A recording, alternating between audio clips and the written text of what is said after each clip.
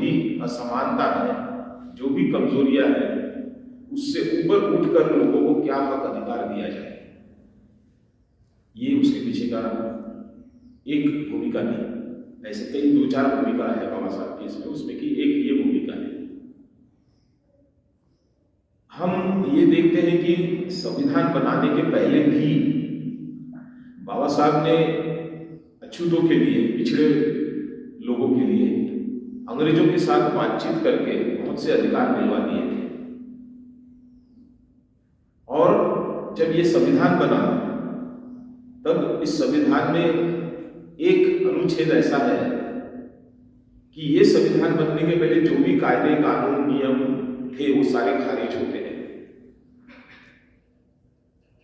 एक बात, एक सवाल मेरे मन में बार बार आता है, जैसे मैंने आपको कह चुका हूं कि बाबा साहब ने अंग्रेजों के साथ बातचीत कर, मतलब ये संविधान बनने के पहले की बात कर रहा हूं।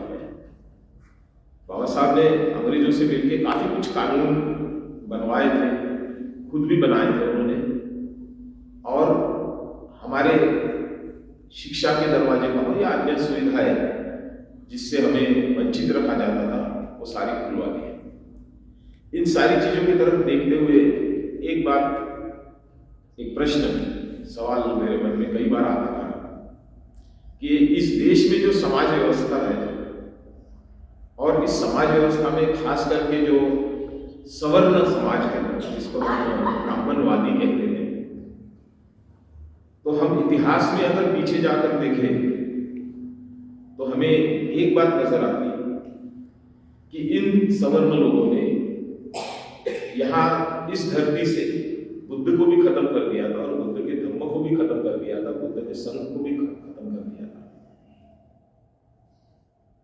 तो अगर इनमें इतनी ताकत है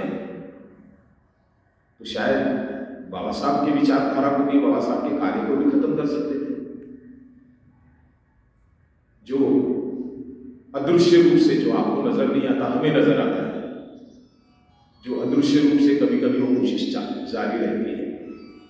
सवाल यह है कि जब बुद्ध को भी इस देश से समाप्त कर दिया, बुद्ध के संघ को, बुद्ध की विचारधारा को समाप्त कर दिया, तो स्वाभाविक है कि इतनी उनमें शक्ति है कि बाबा साहब को भी यहाँ से समाप्त कर सकते थे, बाबा साहब के किए हुए कार्य को भी समाप्त कर सकते थे। पर केवल आज उनके सामने एक ही अड़चन बनी है, और वो है संविधान। और मेरा ये मानना है कि अगर बाबा साहब को संविधान लिखने का मौका नहीं मिला होता तो शायद जिस तरीके से बुद्ध को यहां से समाप्त कर दिए, बुद्ध के संघ को और विचारधारा को समाप्त कर दिए होते, शायद अभी तक वो बाबा साहब को भी समाप्त कर सकते थे। इतनी वैल्यू, न्यूसेंस वैल्यू जिसको हम कहेंगे, उनमें है। और इसलिए आज जो भी कुछ हम फायदे उठा रहे हैं वो केवल और केवल बाबा साहब को संविधान लिखने का मौका मिलने के कारण ही सारे हमें फायदे मिल रहे हैं। और संविधान लिखने के पहले जो कुछ बाबा साहब ने इस समाज के लिए किया था, उसको दोबारा उन्होंने कानूनी रूप से इस संविधान में लिख के रखा है, जिसके आधार पर हम कई बार ये कहते हैं कि भाई संविधान में हमारे सारे अधिकार हैं। कई बार मैं सुनता हूँ लोग कहते हैं संविधान में हमारे सारे अधिकार हैं। जब मैं पूछने जाता हूँ कौन से अधिकार है, तो किसी को मालूम नहीं क्या अधिकार है। ये मेरा प्रैक्टिकल अनुभव बता रहा हूँ। तो कम से कम संविधान ने इतनी तो ताकत दी आपको कि भला ही आपको मालूम ना हो कि कौन से अधिकार है, पर केवल संविधान में आपके लिए अधिकार है, ये बहुत बड़ी एक चेतना हमारे समाज में नजर आती है। दूसरी एक बात है, अगर हम इतनी ही बात सोचे तो केवल जो इस समाज व्यवस्था में पिछड़ा वर्ग था, अछूत था, जो असमानताओं से जूझ रहा था, उनके लिए यहाँ तक की ये बात स्वाभाविक है। पर जब संविधान की बात आती है तो ये पूरे देश के लिए लागू होता है। देश के हर नागरिक के लिए इसकी हर बात लागू होती है, देश के सरकार के लिए हर बात लागू होती है। तो स्वाभाविक है कि बाबा साहब की ये जो इमेंसिपेशन या मुक्ति की सोच थी, वो एक दायरा था उनका एक दायरा था, एक भूमिका का एक हिस्सा था। उनके भूमिका का दूसरा हिस्सा था कि एक नया भारत कैसे निर्माण करना, ये उनके सामने एक टारगेट था।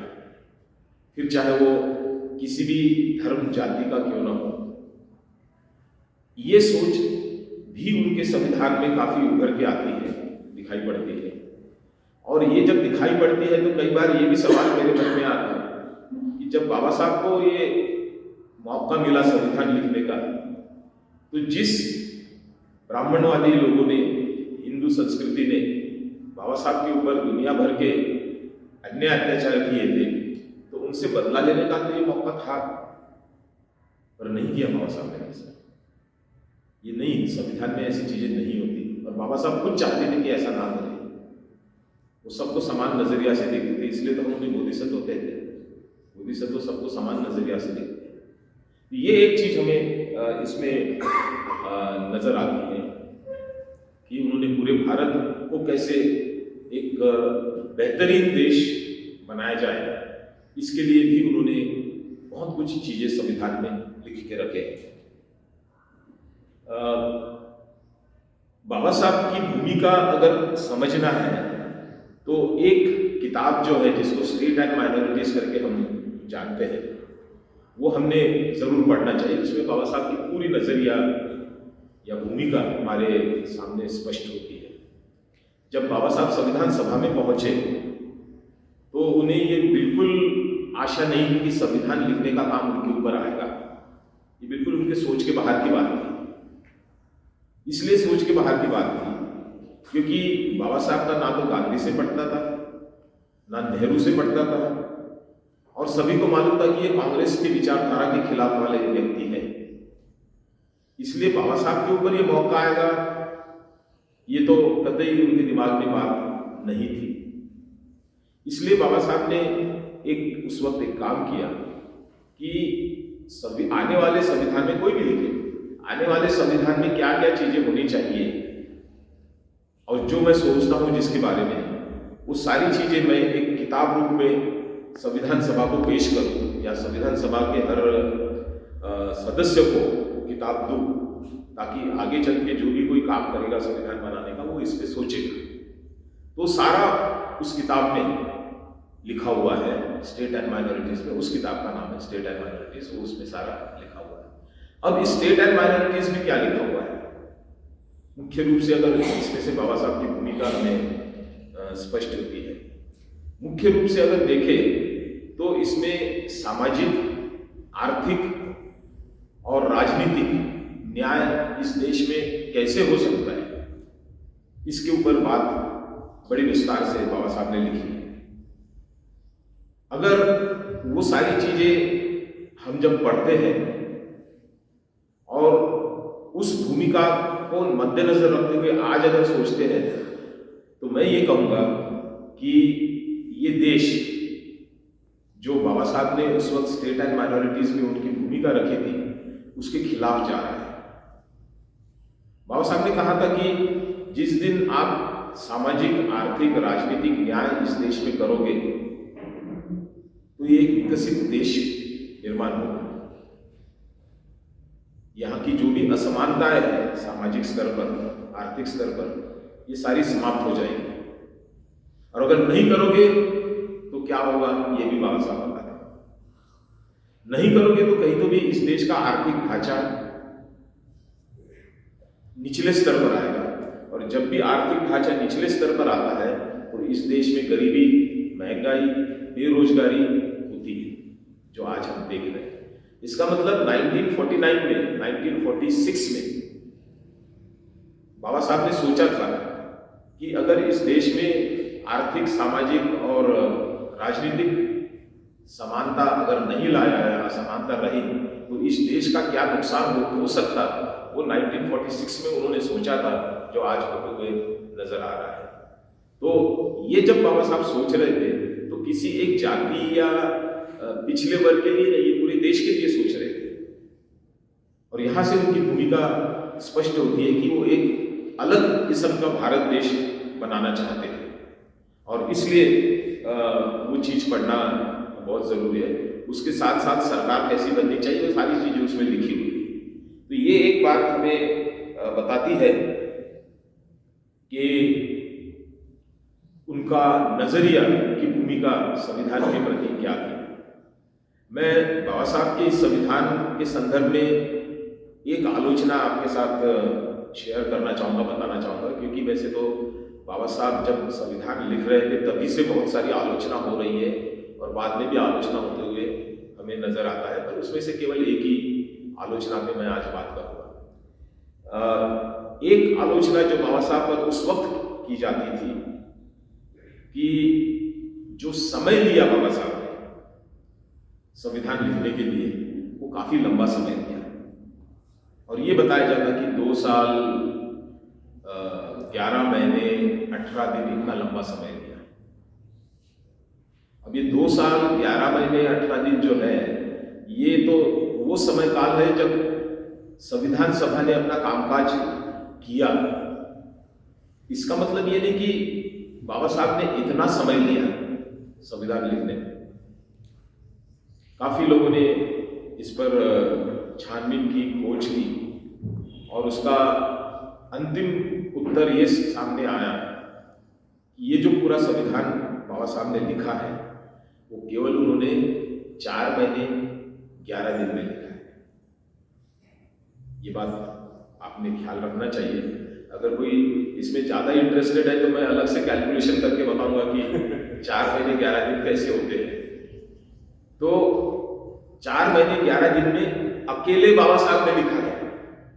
ये भी आलोचना होती है कई बार बाबा साहब के ऊपर कि भाई वो तो कमेटी थी 7 लोगों की जिन्हें ये जिम्मेदारी दी गई थी कि आप संविधान का प्रारूप मसौदा तैयार करो, तो वो कमेटी ने लिखा। ये भी आरोप कई बार होता है और हमें जानकारी नहीं होती तो हम चुपचाप सुन लेते हैं, पर वास्तविकता ये बात सत्य है कि केवल बाबा साहब ने ही संविधान लिखा है और इसका सबूत जो है वो हमें मिलता है जब 4 नवंबर 1948 को उस वक्त जो फाइनेंस मिनिस्टर थे टी कृष्णमाचार्य, इन्होंने संविधान सभा में भाषण देते हुए ये कहा, संविधान सभा को कहा कि भाई 7 लोगों की कमेटी तो चुनी गई थी संविधान का मसौदा तैयार करने के लिए, पर 6 लोग कहाँ कैसे कैसे गायब हुए वो उसने पूरी गिनवा दिया उसने। और अंत में वो कहते हैं टी कृष्णमाचार्य, तो सवर्ण आदमी है, तमिलनाडु का ब्राह्मण है, और उस स्पीच में वो टी कृष्णमाचार्य कहते हैं कि ये सारे 6 लोग इधर उधर भागने के कारण अकेला पूरा भार बाबा साहब पर आकर आया और अकेला काम बाबा साहब को करना पड़ा। ये आज भी लिखित रूप में ये बात उपलब्ध है। तो इस बात को तो कोई टाल नहीं सकता, चाहे कोई कितने भी बाबा साहब के विरोध में बोले या कुछ भी हो, इस बात को टाला नहीं जा सकता। तो ये चीज हमें समझना होगा कि बाबा साहब ने केवल 4 महीने 11 दिन में ही संविधान लिखा है इस देश का, और इतना जबरदस्त लिखा इतने कम समय में कि आज वर्तमान में जो हम देखते हैं कि परिस्थितियां कितनी आड़ी-टेढ़ी होती जा रही है। संसद एक कुश्ती का अखाड़ा बन गया है, फिर भी संविधान संभाल रहा है सबको, विपक्ष को भी संभाल रहा है और सत्ताधारी को भी संभाल रहा है। सत्ताधारी को अपनी लिमिट क्रॉस करने नहीं दे रहा, विपक्ष को सारे पावर दे रहा कि सत्ताधारी को कैसे चुप करे। ये इस संविधान की खूबसूरती है। तो ये जो 4 महीने 11 दिन समय लिया और पूरी विद्वता के साथ बाबा साहब ने ये संविधान लिखा है, पूरी विद्वता उसमें दिखाई पड़ती है। दुनिया के सारे संविधान की तरफ जब हम देखते हैं और भारत के संविधान की तरफ हम देखते हैं तो एक खास फर्क हमें नजर आता है कि भारतीय संविधान में जो बाबा साहब ने जब ये संविधान लिख रहे थे तो बाबा साहब ने भारतीय संविधान में एक ऐसी चीज बना के रखी कि जिसके कारण चाहे कोई कितना भी पावरफुल हो इस देश में, कितना भी पावरफुल हो, वो कोई गड़बड़ नहीं कर सकता है। इसको, इस संकल्पना को चेक्स एंड बैलेंसेस कहते हैं मतलब शतरंज के खेल में आपने देखा होगा कि हर कोई अपनी चाल चलता है, उसकी चाल रोकने के लिए दूसरा सामने से चलता है, अंत में वो राजा को चेक देता है और ये सब, इसको कहते हैं चेक्स एंड बैलेंसेस। मतलब इस देश में ना तो प्राइम मिनिस्टर सबसे बड़ा है, ना तो प्रेसिडेंट ऑफ इंडिया सबसे बड़ा है, ना सुप्रीम कोर्ट का चीफ जस्टिस बड़ा है। आपने देखा होगा कि जब नया राष्ट्रपति चुना जाता है तो उसको शपथ कौन देता है? Chief justice of India. और जब नया चीफ जस्टिस ऑफ इंडिया बनता है तो उसको शपथ कौन देता है? President of India. इसका अर्थ क्या है कि प्रेसिडेंट ऑफ इंडिया और चीफ जस्टिस ऑफ इंडिया, इसमें बड़ा कोई नहीं है, एक दूसरे को कंट्रोल कर सकता है। इसको कहते हैं चेक्स एंड बैलेंसेस। जैसे अगर किसी भी सत्ताधारी पक्ष को कोई बिल पास करना पड़ता है, वो सदन में, दोनों सदन में तो पास होगा, पर फाइनली वो जब तक उसके ऊपर प्रेसिडेंट ऑफ इंडिया की साइन नहीं होती, वो कानून नहीं बनता। यहाँ भी चेक्स एंड बैलेंसेस है। अकेला प्रेसिडेंट सारे संसद को भारी पड़ सकता है। अगर उसने कहा प्रेसिडेंट ने कि नहीं मैं साइन नहीं करता, भले ही दोनों संसद में 500 700-800 लोगों ने मिलके पास किया होगा, पर मैं नहीं करता साइन, तो वो खारिज हो सकता है। ये है चेक्स एंड बैलेंसेस। ऐसे बहुत सारे चेक्स एंड बैलेंसेस बाबा साहब ने इस संविधान में डाल के रखा है। और ये चेक्स एंड बैलेंसेस डालने के पीछे का मकसद ये था बाबा साहब का कि यहाँ के जो समाज व्यवस्था में खास करके हिंदू मानसिकता वाले लोग जो है, उनकी मानसिकता बाबा साहब को मालूम थी। और बाबा साहब का अगर आखिरी भाषण संविधान सभा का अगर हम पढ़ते हैं 25 नवंबर 1949 का, हालांकि संविधान सभा का आखिरी दिन है 26 नवंबर, पर 26 नवंबर 1949 को बाबा साहब संविधान सभा में नहीं गए थे। 25 नवंबर को उन्होंने आखिरी स्पीच दिया, तब तक पूरा संविधान पारित हो चुका था। तो आखिरी स्पीच में बाबा साहब काफी कुछ चेतावनियां देते इस देश को कि अगर सरकार ने इस तरीके से राज नहीं चलाया तो इस देश में क्या क्या हो सकता है। तो ये सारी चीजों की तरफ जब हम देखते हैं तो कहीं तो ये बात सामने आती है कि बाबा साहब ने उस वक्त कितना सोचा होगा, संविधान लिखते वक्त कितना सोचा होगा। यहां तक कि आपने देखा होगा, क्योंकि मैंने आपको कहा कि हिंदू लोगों की मानसिकता ऐतिहासिक काल से उनकी मानसिकता का जजमेंट बाबा साहब को था। बाबा साहब को यह भी मालूम था कि ये देश को लूट के खाने वालों में से लोग हैं, इसलिए उन्होंने संसद के भीतर ही एक और संवैधानिक संस्था बना के रखी जिसको CAG कहते हैं, कंट्रोलर ऑडिटर जनरल। तो उनको इतने पावर दे के रखे हैं बाबा साहब ने, संवैधानिक पावर दे रखे हैं कि अगर चाहे प्राइम मिनिस्टर हो या कोई भी मिनिस्टर हो, अगर उसने पैसे की गड़बड़ की है तो उसको उठा के सीधा जेल में डाल सकते हैं। उसके लिए किसी प्रेसिडेंट की वगैरह अनुमति की जरूरत नहीं है। तो ये सारे चेक्स एंड बैलेंसेस बाबा साहब ने ये संविधान में लिख के रखे हैं। और ये सारे चेक्स एंड बैलेंसेस लिखने के पीछे का मकसद उनका यही था कि ये एक अच्छा देश, विकसित देश करके निर्माण होना चाहिए, ये उनकी भूमिका थी। अब सवाल ये होता है कि ये जो हम कहते हैं कि बाबा साहब ने 4 महीने 11 दिन में पूरा संविधान लिखा है, ये कैसे संभव हुआ? ये बहुत बड़ा सवाल है। इतने कम समय में हम ये भी मान के चले कि तो रात दिन वो उन्होंने समय दे के संविधान लिखा होगा, ये भी अगर हम मान के चलते हैं, फिर भी ये सवाल बना रहता है कि इतने कम समय में उन्होंने कैसे क्या संविधान लिखे। अब एक चीज इसमें हमें समझना पड़ेगा कि कानून बनाने का काम बाबा साहब शुरुआत से करते हैं। हक अधिकार मिलाकर उसको कानूनी रूप देने का काम बाबा साहब शुरुआत से करते हैं।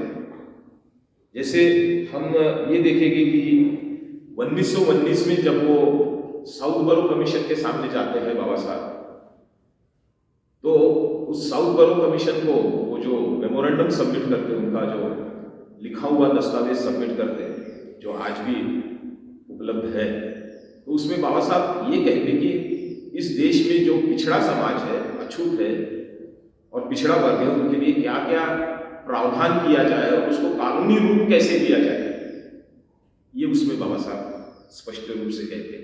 मतलब 1919 का वो उनके जीवन का पहला अवसर है कि जो अंग्रेजों को वो बता रहे हैं बाबा साहब कि कानून कैसे बना, इस दिशा में कानून किस प्रकार बनाना चाहिए।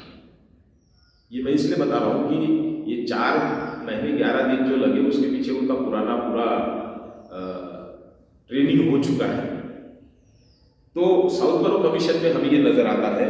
फिर 1928 में जब साइमन कमीशन आता है, पूरे कांग्रेस वाले साइमन चले जाओ का नारा लगाते, बाबा साहब उनको मिलने जाते और वहां भी बाबा साहब यही कहते कि हमारे पिछड़े लोगों के लिए कौन से कानून कैसे बनाना चाहिए, विस्तृत रूप में उनको समझाते हैं। उस वक्त जब साइमन कमीशन आता तो इस देश में जो बड़ी संगठन थी इंडियन नेशनल कांग्रेस, वो उनका विरोध करते हैं और वो सब काफी कुछ उस वक्त हुआ था, क्योंकि बाबा साहब मिलने गए थे साइमन कमीशन को। तो बाबा साहब के ऊपर एक बड़ा आरोप लगा था कि बाबा साहब देशद्रोही है। उस वक्त ये आरोप बाबा साहब के ऊपर लगा था। तो साइमन कमीशन का काम पूरा नहीं होने के कारण बाद में जो राउंड टेबल कॉन्फ्रेंस हुई उसका अगर दस्तावेज आप पढ़ते हैं तो उसमें भी बाबा साहब अंग्रेजों को ये समझाने की कोशिश करते हैं कि इस देश के पिछड़े और अछूत इनको कौन से हक अधिकार मिलना चाहिए, और इसमें काफी विस्तृत में वो अंग्रेजों को समझाते हैं। अब वो जो राउंड टेबल कॉन्फ्रेंस थी उसमें तो काफी लोग बैठे थे, तकरीबन 57 लोग जो उसमें थे वो अंग्रेज विद्वान थे, साधारण लोग नहीं थे। बाकी कुछ और लोग थे जो भारत से गए हुए थे। तो उन विद्वानों ने बाबा साहब की बात मान ली कि बाबा साहब जो कह रहे हो बराबर है, और इसी का नतीजा ये हुआ कि दूसरे राउंड टेबल कॉन्फ्रेंस में गांधी बाबा साहब का विरोध करने के लिए वहां पहुंचते हैं और कहते हैं कि बाबा साहब की जो बात आपने पहले राउंड टेबल कॉन्फ्रेंस में मानी वो मुझे मंजूर नहीं है। तो अंग्रेज विद्वान बैठे थे वहां, वो कहते भाई ठीक है, अगर आपको मंजूर नहीं है तो आप उसके कारण समझाइए हमें। जैसे बाबा साहब ने जो हमसे कानून बनाने के लिए मांग की थी उसके कारण हमें समझाया और हमें ठीक लगे कारण, और अगर आप कहते कि नहीं वो नहीं उनको अधिकार देने चाहिए तो आप अपने कारण बताइए। गांधी जी के पास तो उतना दिमाग नहीं था। मैं पूरे होशो हवाश में बोल रहा हूँ। ये कभी अगर इसी विषय पे लेक्चर रखे कि गांधी जी को कितना दिमाग था तो मैं और स्पष्ट करके बताऊँ। उसको कुपोषण और आंदोलन और चरखा चलाने के अलावा कुछ नहीं आता। तो गांधी जी ने बाबा साहब की ये जो अधिकार हक की बातों को बड़ा विरोध किया। अंग्रेजों ने माना, अंग्रेजों ने कहा कि आप हमें समझाओ, अब अगर आपकी बात सही हमें लगती है तो हम आपकी बात मानेंगे। गांधी जी ने वो तो घोड़ दिमाग था, बोले नहीं मैं नहीं बता दूंगा। बोले ऐसा नहीं होता, यहाँ सब विद्वान बैठे हैं उनको समझाओ। नहीं माने गांधी जी, काफी उनमें खींचतान हुआ। गांधी जी ने वहाँ उनको अंग्रेजों को धमकी भी दी और अंग्रेजों ने भी गांधी को धमकी दिया कि ठीक है तू अगर हमारे खिलाफ कुछ करता है तो इंडिया पहुंच, तेरे को उठा के जेल में डाल देंगे। और वही हुआ कि गांधी को उठा के पूना के अरोड़ा जेल में डाल दिया अंग्रेजों ने। तो ये स्टोरी अपने आप में अलग रख देते हैं थोड़ी देर के लिए। मैं ये बताने की कोशिश कर रहा हूँ कि उस वक्त भी राउंड टेबल कॉन्फ्रेंस में बाबा साहब कानून की बात कर रहे थे और वो कानून कैसे होना चाहिए वो राउंड टेबल कॉन्फ्रेंस में समझाते हैं। जो आगे चल के जो एक कम्युनल अवार्ड करके बाहर आया जिसमें हमें स्वतंत्र मतदार संघ और 2 वोटों का अधिकार मिला, वो माने उन्होंने। बाबा साहब के जो कानून चाहते थे वो बनाए उन्होंने और बाद में पूना बैक हुआ। खैर उस स्टोरी में हमें जाना नहीं। इसी के साथ साथ हम देखते कि जब बाबा साहब 1927 में बंबई के विधानमंडल में थे, बॉम्बे लेजिस्लेटिव काउंसिल में थे, तब भी ढेर सारे कानून उन्होंने बनाए जो उस वक्त महार वतन या पोती सिस्टम, जो आजकल किसी को मालूम नहीं क्या होता है पोती सिस्टम और महार वतन, पर कभी जानने की कोशिश करो। जो पिछड़े लोगों के, अछूतों के उत्पीड़न का एक साधन बन चुका था, उसको भी कानून बनाकर उन्होंने खत्म कर दिया। और फिर हम देखते हैं कि 1935 में 1935 में यहाँ इस देश में एक संविधान बना था जो अंग्रेजों ने बनाया था। उसको कहते सेकेंड इंडिया एक्ट। अब ये जो संविधान बना था, इसके लिए तकरीबन 20 कमेटियां बनी थी, अलग अलग विषय पर। कोई फंडामेंटल राइट पे हो, कोई सरकार के पावर्स पे हो, कोई और, ऐसे 20 कमेटियां बनी थी। उसमें से 16 कमेटियों पे बाबा साहब थे। मतलब जो 1935 में अंग्रेजों ने संविधान जो बनाया था, और 16, क्योंकि हर कमेटी का रिपोर्ट मिलके तो वो संविधान बना था, तो इसमें बाबा साहब 16 कमेटियों के थे। इसका दूसरा अर्थ ये है कि जो 1935 में सेकेंड इंडिया एक्ट, वो लोग एक्ट कहते थे, कॉन्स्टिट्यूशन नहीं कहते थे, अंग्रेज लोग उसको एक्ट कहते थे। तो वो सेकेंड इंडिया एक्ट जो बना था, उसमें भी बाबा साहब का मैं कहूँगा 90% योगदान था। ये इनका बाबा साहब का कानून बनाने का अनुभव मैं बता रहा हूँ। तो ये सारी चीजें बाबा साहब का हम देखते हैं। 1935 के बाद 1942 से 1945 तक बाबा साहब अंग्रेज सरकार में लेबर मेंबर थे, या आज की भाषा में अगर हम कहें मिनिस्टर थे, लेबर मिनिस्टर थे। और जब लेबर मिनिस्टर थे तब भी उन्होंने ढेर सारे कानून लेबर लोगों के लिए बनाए। उनकी तनख्वाह कैसे होनी चाहिए, कोई महिला गर्भवती हुई तो उनको छुट्टी कैसे देना चाहिए, बोनस कैसे देना चाहिए, ढेर सारे कानून उन्होंने बाबा साहब ने उस वक्त बना के रखे। जो माइंस में काम करते हैं उनके लिए क्या सुविधाएं होनी चाहिए, मेडिकल फैसिलिटी सरकार में देनी चाहिए, इंश्योरेंस वगैरह, ये सारे ढेर सारे कानून उस वक्त बाबा साहब ने बनाए। और ये जो भी कानून बनाते थे, ये जो अंग्रेज लोग थे, चाहे वो भारत में अंग्रेज के अफसर हो या इंग्लैंड में उनके अंग्रेज विद्वान हो, ये इन सारों की नजर थी बाबा साहब की तरफ, ये कैसे कैसे कानून बनाते हैं। और ये सारे विद्वान बड़े प्रभावित थे बाबा साहब से, जिस तरीके से वो कानून बनाते थे। और ये जो अनुभव उनके पास था, यही अनुभव आगे चल के जब इस देश का संविधान बना, उसमें ये उन्हें काम आया।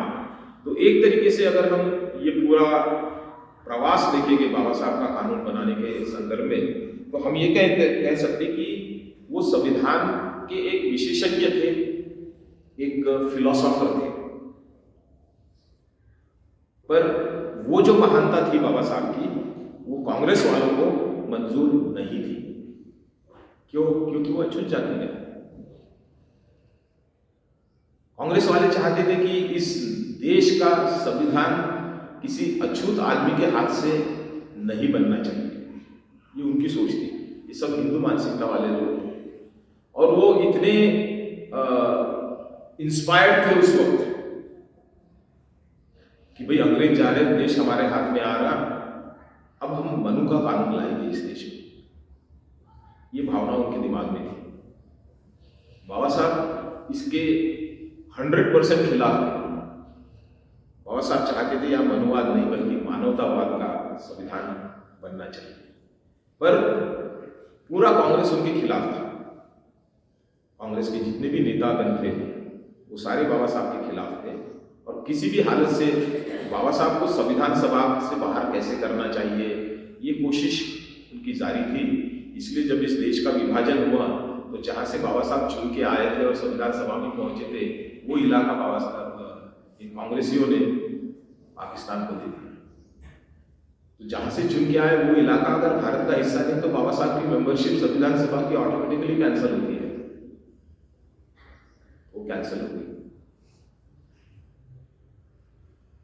दूसरी बात, कई बार जब मैं युवाओं से बात करता जिनको संविधान के बारे में जानकारी है, और शायद आप में से भी कुछ लोगों ने, अगर मैं पूछूं सवाल तो यही जवाब आएगा कि संविधान सभा पर कानून लिखने के लिए बाबा साहब ने कानून लिखना चाहिए, संविधान लिखना चाहिए, ये गांधी ने रिकमेंड किया था नेहरू को, ऐसा कहा जाता है।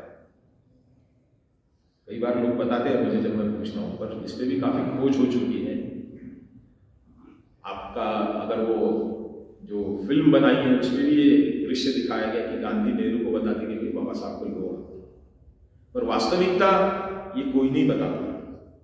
वास्तविकता यह है कि कुछ मजबूरियां निर्माण हुई थी गांधी के सामने, और गांधी को वार्निंग मिल चुकी थी अंग्रेजों से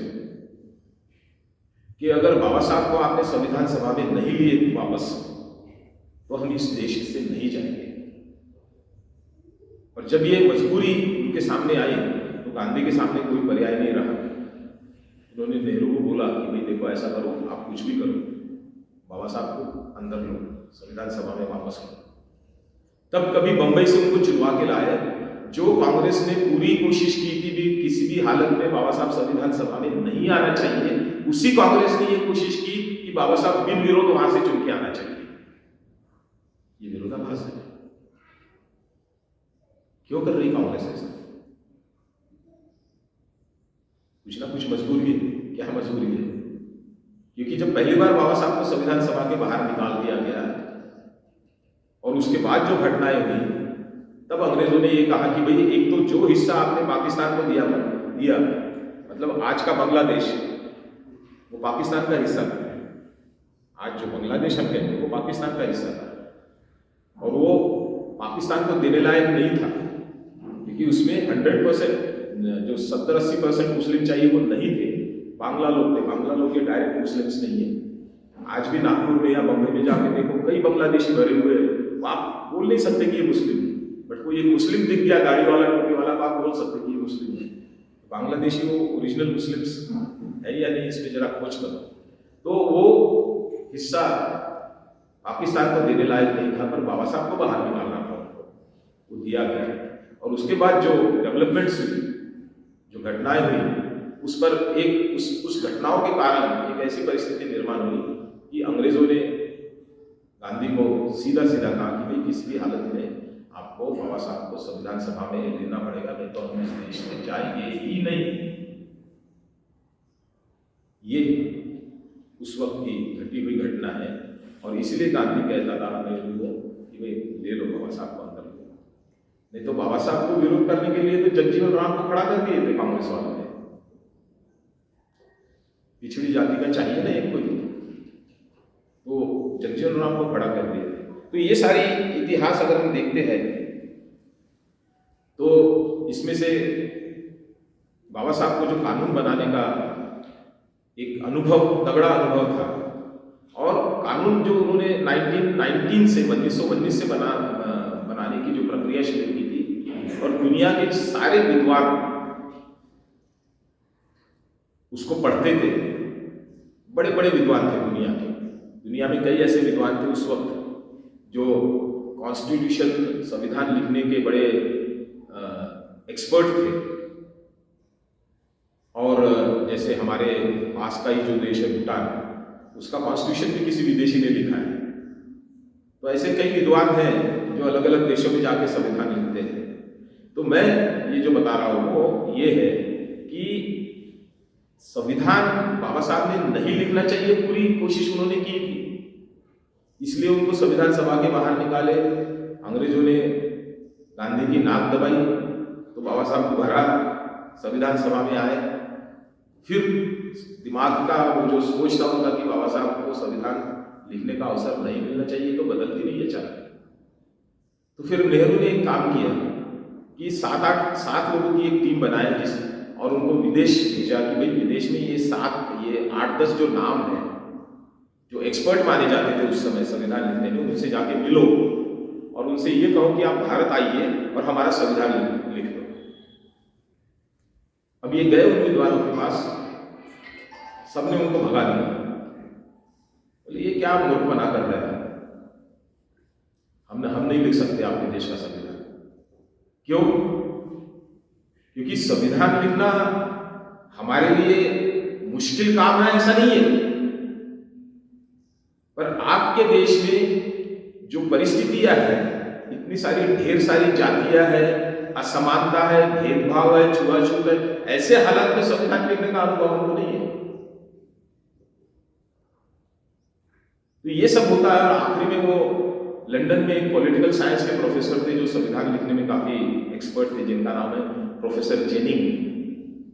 वो प्रोफेसर जेनिंग के पास आते हैं तो प्रोफेसर जेनिंग सीधा सीधा उनको डांट देते और बोलते तुम बेवकूफ समान इधर उधर घूम रहे हो, मूर्खों की तरह घूम रहे हो। बोले तुम्हारे ही देश में एक विद्वान है जिसने अभी तक जो कानून बनाया उसको हम पढ़ते हैं। बोले जाओ बोलो, भगा दिया उसको। और तब इनके सामने कोई मौका नहीं बचा और अंत में वो बाबा साहब को ही संविधान लिखने का काम उन्हें देना पड़ा। कई बार जब मैं ये सोचता हूँ कि बाबा साहब को संविधान लिखने का मौका दिया तो मुझे ऐसा लगता कि उन्होंने एक और आखिरी कोशिश की। कांग्रेस वालों ने एक और आखिरी कोशिश की कि बाबा साहब के हाथ से संविधान लिखने का काम कैसे छीना जाए। वो तो राजेंद्र प्रसाद ने बोला कि ये 7 लोग मिलकर लिखेंगे, पर फिर भी उनके दिमाग में मालूम था ना कि बाबा साहब किस सोच के व्यक्ति है, ये उनको मालूम था सब। और बाकी जो संविधान सभा में 292 मेंबर्स बैठे थे वो हिंदू मानसिकता वाले, मनुवादी मानसिकता वाले लोग हैं, ये भी स्पष्ट था उस वक्त। वो नहीं चाहते थे कि यहां मानवतावादी संविधान बने। तो राजेंद्र प्रसाद ने जब 7 लोगों की कमेटी चुनी, मेरे एक सोच के हिसाब से मुझे ऐसा लगता है कि उस वक्त भी ये अवसर इस्तेमाल किया गया कि बाबा साहब को संविधान बनाने से कैसे रोका जाए। इसका सबूत इस तरीके से कि जो 7 लोग चुने गए थे तो ये इनकी जिम्मेदारी थी, कर्तव्य था उनका कि भाई 7 लोगों ने मिलकर संविधान लिखना चाहिए।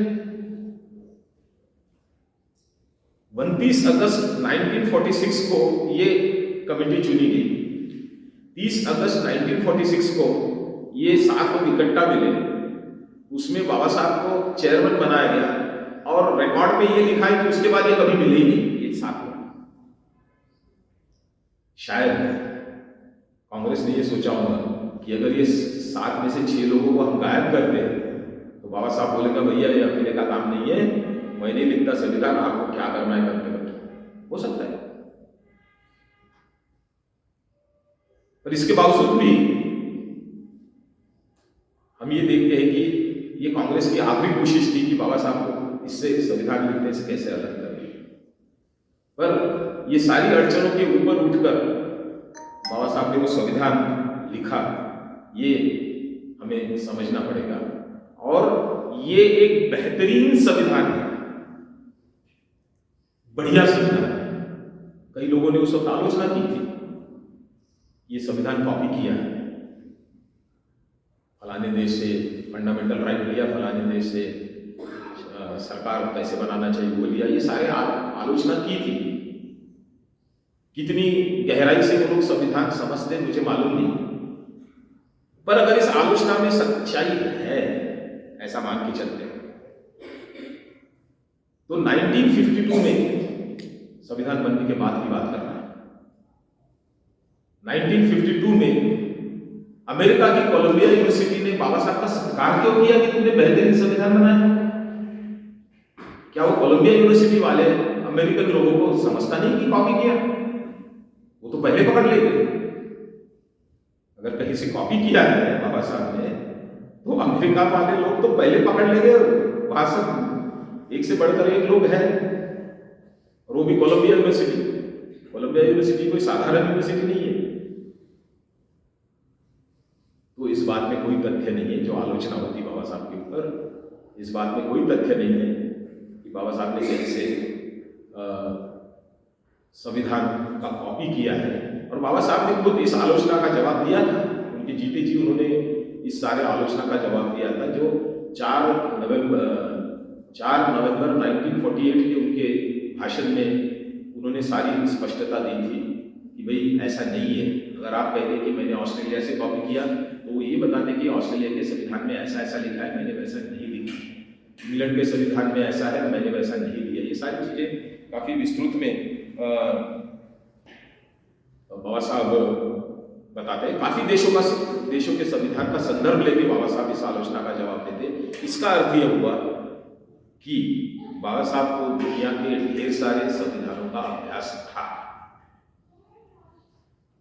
और कोलंबिया यूनिवर्सिटी वालों ने यह भी देख लिया था कि सारे दुनिया से हट के बाबा साहब ने संविधान लिखा है।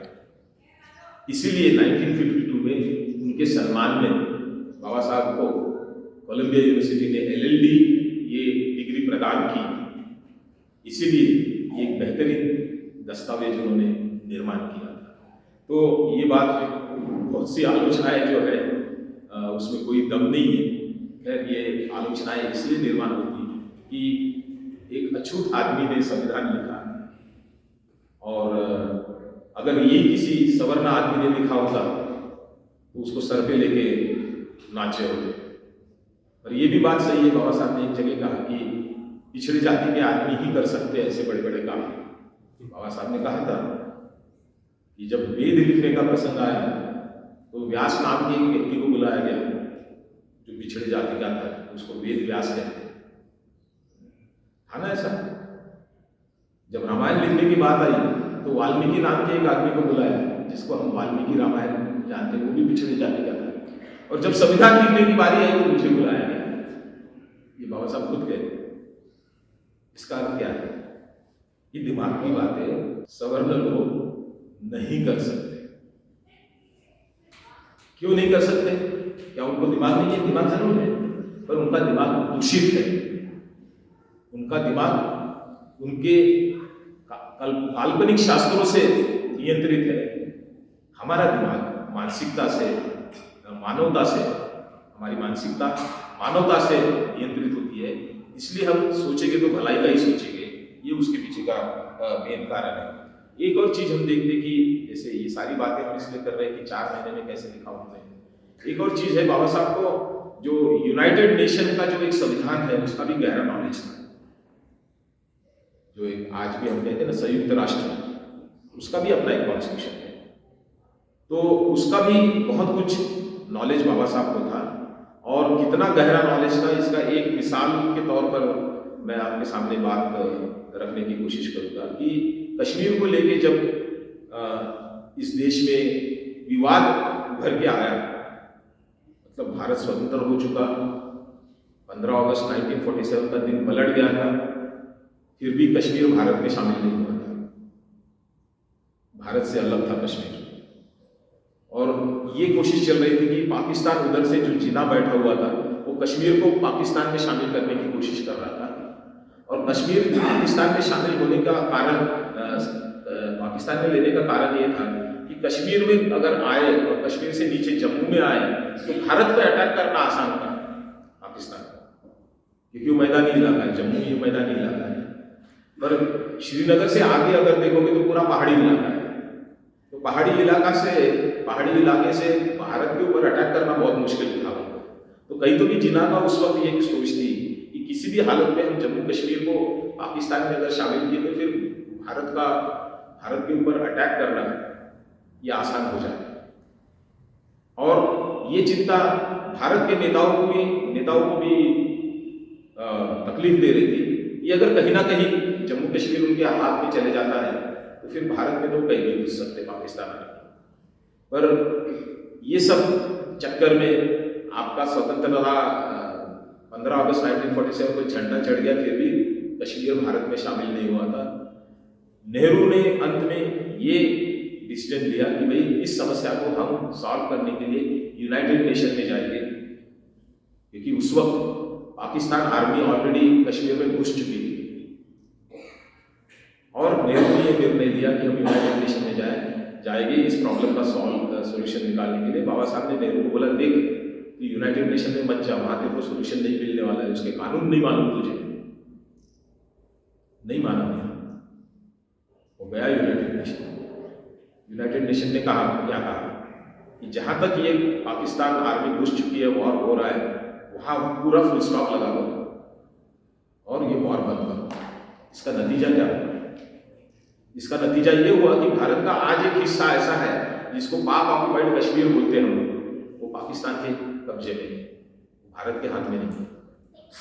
पाकिस्तान वाले कहते हैं कि वो हिस्सा इंडिया ऑक्युपाइड कश्मीर है।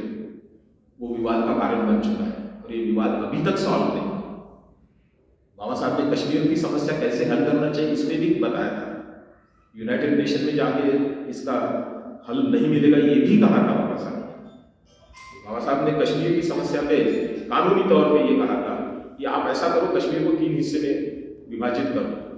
एक हिस्सा जिसमें अधिकतर हिंदू और बौद्ध रहते हैं, जैसे हिंदू जम्मू में और बौद्ध लद्दाख में, ये हिस्सा भारत में रखो।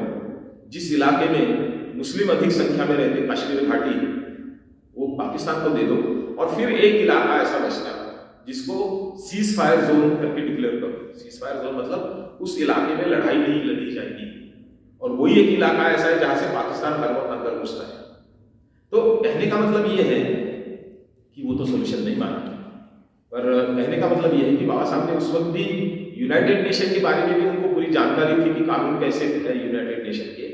और कश्मीर के वक्त भी उन्होंने ये बात जब नेहरू के साथ कही थी, उस पर से ये बात समझ में आती कि नेहरू ने, जैसे बाबा साहब ने कहा था कि आप यूनाइटेड नेशन में जाके गलती करोगे, वही हुआ।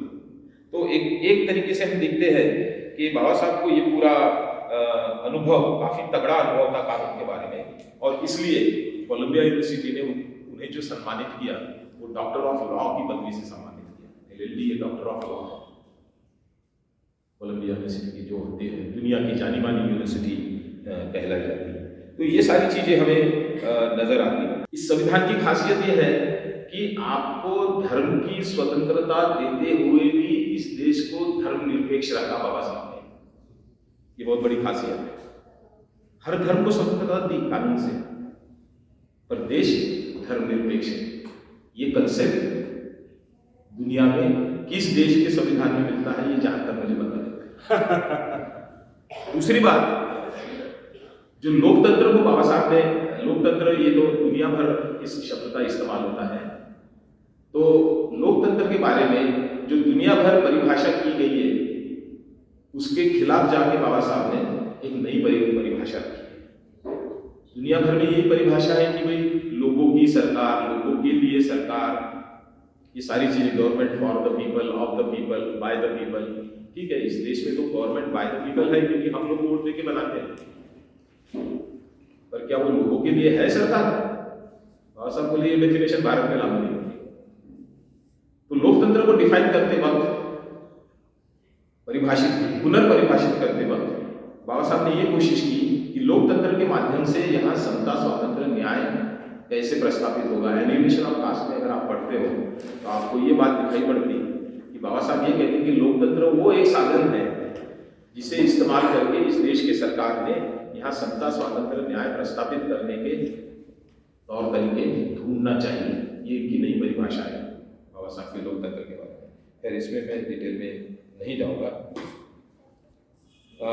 और ये सब करते वक्त बाबा साहब एक चीज स्पष्ट रूप से कहते हैं, और जो 25 नवंबर 1949 के भाषण में बाबा साहब कहते हैं, ये सारे तत्व मैंने बुद्धा से लिया हूँ, क्योंकि मेरे अपने नहीं है, ना तो फ्रेंच राज्य क्रांति के तत्व है। तो लोकतंत्र को डिफाइन करते वक्त भी, क्योंकि बाबा साहब उसमें एक मिसाल देते हैं, बुद्ध के जमाने में भिक्षु संघ में लोकतांत्रिक प्रक्रिया क्या थी, कैसी थी, तो पढ़ना चाहिए, बहुत अच्छा दिया है बाबा साहब ने। तो बाबा साहब ये कहते हैं कि बुद्ध के जमाने में जो भिक्षु संघ था, उसमें भी लोकतांत्रिक पद्धति से वो संघ का कामकाज चलाते थे। वही कंसेप्ट मैंने यहाँ लिया। मतलब आप ये समझो कि अगर बाबा साहब की जगह दूसरा कोई आदमी होता तो ये बोलता था, वो आदमी ये कहता था ये मेरे कंसेप्ट है, ये मेरी संकल्पना है। पर बाबा साहब की महानता देखो कि वो इतने विद्वान होने के बावजूद भी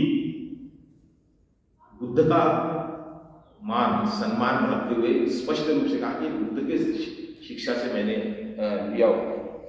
खैर समय ज़्यादा हुआ तो मैं इसमें ज़्यादा ये नहीं करूँगा, और सिर्फ 2 चीज़ें और बताऊँगा जो वर्तमान में आपने देखना चाहिए।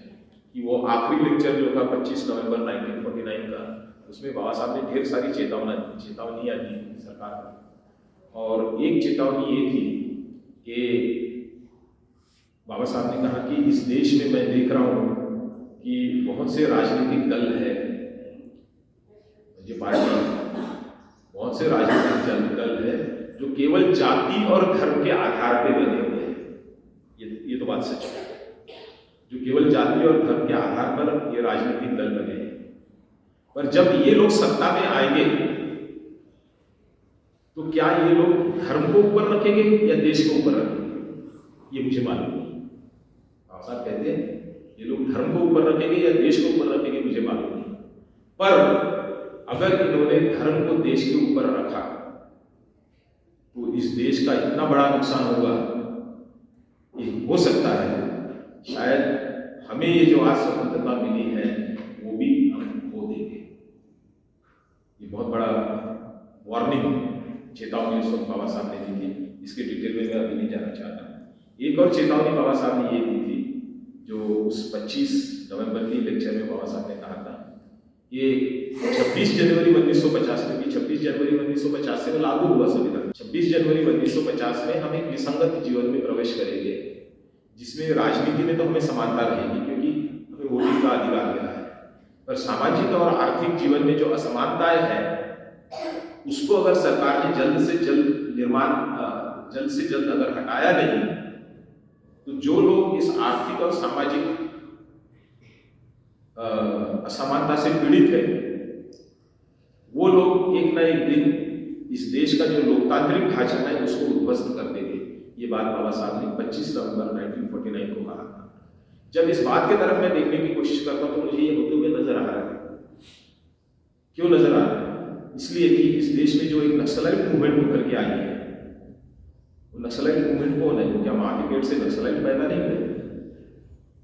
ये सामाजिक और आर्थिक असमानता के शिकार लोग हैं, और जब उन्होंने देखा कि हमारी सामाजिक और आर्थिक असमानता हटाने में सरकार असक्षम है तब उन्होंने शस्त्रास्त्र में किया।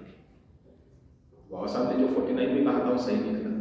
मुझे लगता है आज से 10 साल बाद फिर एक मौका हमें मिलेगा ये देखने का, एक बड़ा भारी क्रांति इस देश में देखने मिलेगी, और वो शहरों के भीतर। क्यों? क्योंकि आज युवाओं के पास ना कोई एजुकेशन है ना मजदूरी के साधन है। ये तंग आकर किसी ना किसी दिन, मैं तो 10 साल का टाइम दे रहा हूं, देखो 10 साल में ये घटेगा। इस देश में हर स्टेट में ये परिस्थिति आएगी कि सारे युवाओं को रास्ते पे आके तोड़फोड़ करेगी, और ये तोड़फोड़ करना मतलब जो बाबा साहब ने कहा था कि लोकतंत्र का ढांचा ही ये लोग कोलैप्स कर देंगे, नेस्तनाबूद कर देंगे। और फिर जैसे नक्सलाइट एरिया में हुआ है, जैसे पास में छत्तीसगढ़ में बस्तर वगैरह है, वहाँ सरकार को सेना भेजनी पड़ी। हो सकता है 10 साल के बाद ये आंदोलन जब उभर के आएगा तो पुलिस भी कम पड़ेगी, सेना भेज के इस देश के लोगों को मारा जाएगा। ये बहुत बड़ी चेतावनी उस वक्त बाबा साहब ने दी थी। तो खैर मैं और बहुत कुछ बताना चाहता था, पर समय के अभाव से मैं इस बात को यही रोकता। मुझे मालूम नहीं कि किस हद तक मैं आप तक की बातें पहुंचाने में सफल रहा, और मैंने कोशिश जरूर की। और मैं चाहूँगा कि इस विषय की तरफ ज़्यादा हमने ध्यान देना चाहिए, क्योंकि इसी से लेके संविधान को ही लेके इस देश में बड़ा खिलवाड़ होते रहता है, और हम बड़े छाती फुला कर कहते कि हम संविधान को बदलने नहीं देते। अरे संविधान बहुत बदल चुका है, क्या बदल नहीं देंगे आप? क्या ताकत है आपको समझने की कि क्या बदल रहा है? जय भीम।